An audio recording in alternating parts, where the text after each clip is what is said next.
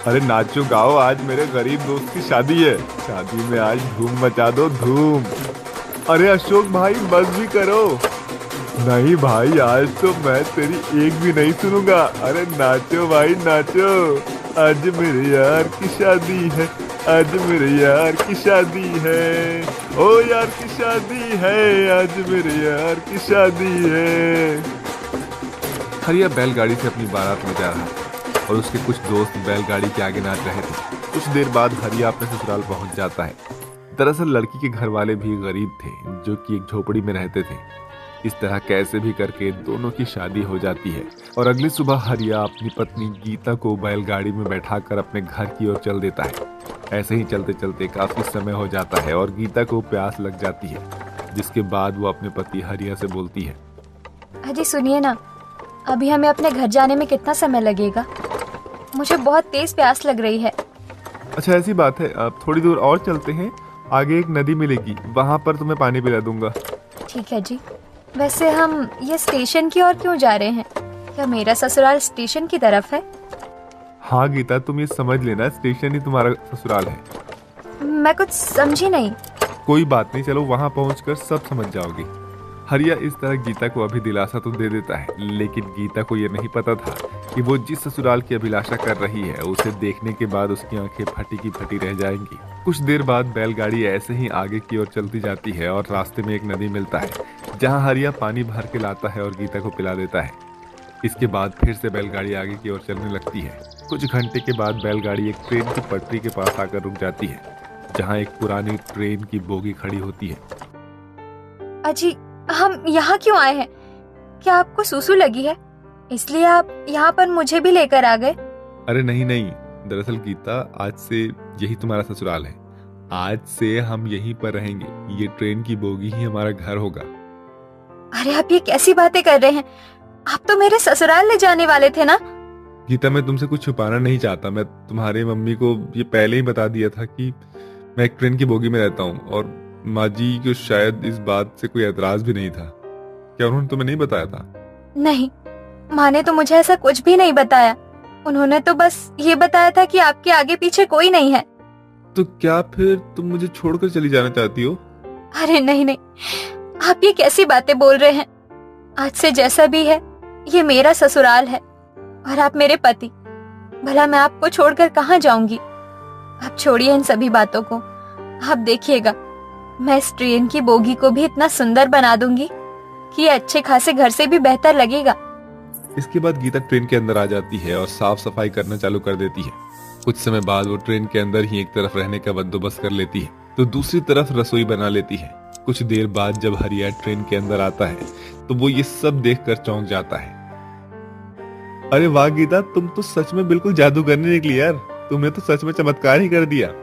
आखिर पत्नी किसकी हूँ? आपकी ना, तो कमाल तो करूंगी। ऐसा कहकर गीता जोर जोर से हंसने लगती है। इसके बाद हरिया और गीता की सुहाग रात थी। दोनों सुहाग रात मनाते हैं और ऐसे ही अगली सुबह हो जाती है। दोनों पति पत्नी सुबह उठ जाते हैं, जहां हरिया गीता से कहता है, देखो गीता, मैं स्टेशन पर जा रहा हूँ। स्टेशन के शौचालय की सारी देखभाल मेरे पर ही है।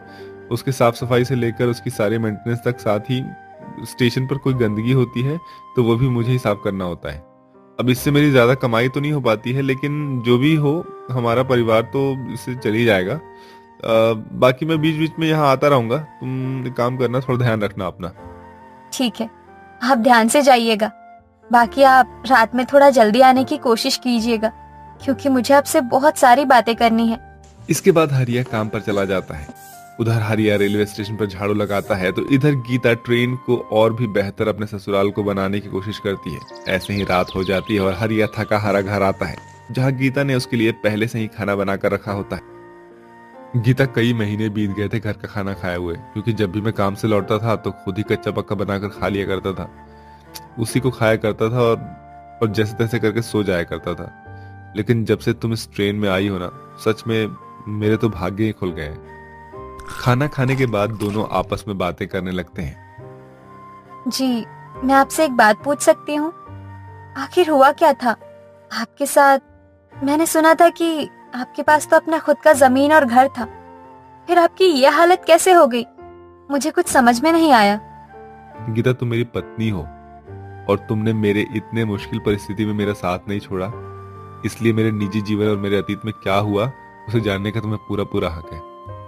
देखो, दरअसल आज से 3 साल पहले मैं अपनी माँ के साथ कांचीपुरम गांव में रहता था। मेरी माँ काफी बीमार थी। अरे बेटा, तू मेरी इतनी फिक्र क्यों करता है? अब तो मैं बूढ़ी हो चुकी हूँ। तू अगर ऐसे ही मेरे ऊपर दवाइयों के चक्कर में पैसे लुटाएगा तो एक दिन तू कंगाल हो जाएगा, कंगाल। अरे माँ, आप ये कैसी बातें कर रही हो? भला कोई माँ अपने बेटे को कभी गरीब होने दे सकती है क्या? हाँ, आप फिक्र मत कीजिए, आप ठीक हो जाएंगी। डॉक्टर साहब ने बताया कि आपके लीवर में इन्फेक्शन है, ऑपरेशन करवाना होगा बस। ऑपरेशन? बेटा, इसमें तो बहुत पैसे लग जाएंगे। तू क्यों इतना फिक्र कर रहा है?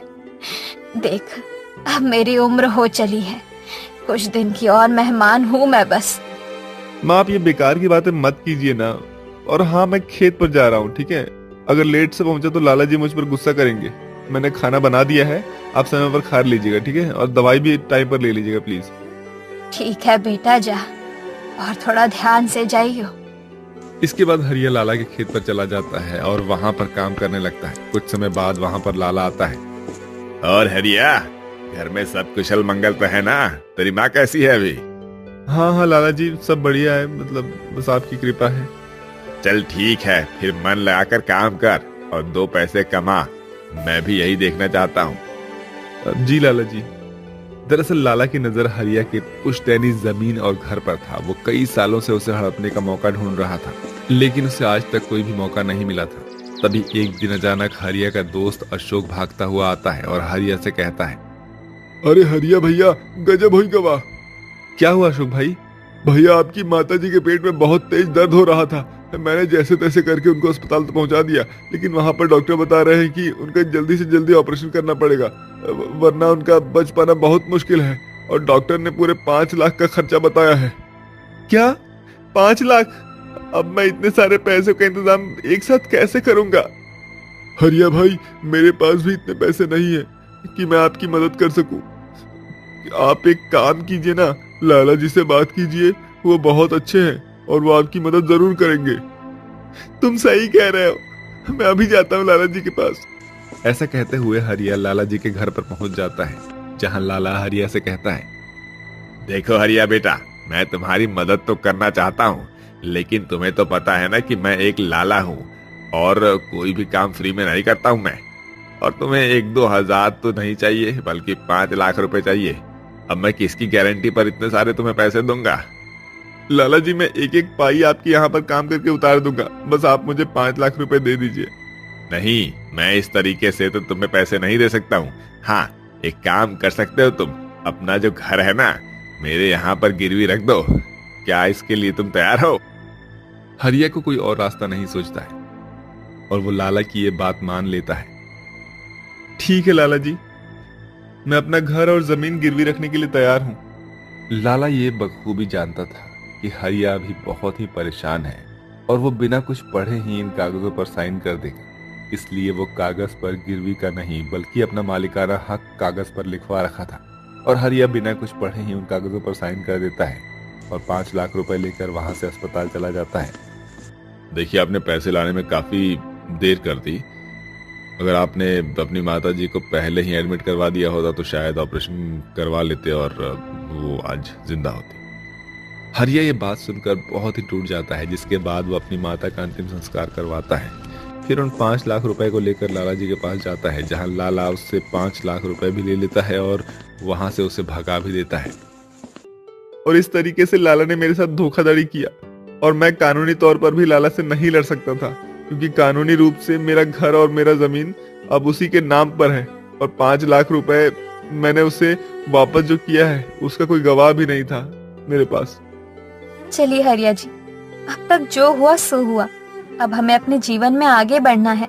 उस लाला ने जो किया उसके किए की सजा ऊपर वाले जरूर उसे देंगे। लेकिन मैं आपसे एक बात कहना चाहती हूँ। हाँ बोलो ना गीता, क्या कहना चाहती हो आप? आप स्टेशन पर ये काम छोड़कर कोई और काम कीजिए। एक काम करते हैं, हम और आप दोनों मिलकर रेलवे स्टेशन पर एक चाय की स्टॉल लगाते हैं और सभी को चाय पकौड़े बेचते हैं। इससे हमारी स्थिति जल्दी से अच्छी हो सकती है। हाँ, कह तो तुम सही रही हो। अब हम यही काम करेंगे। इसके बाद गीता और हरिया मिलकर रेलवे स्टेशन पर एक चाय और पकोड़े का स्टॉल लगा देते हैं।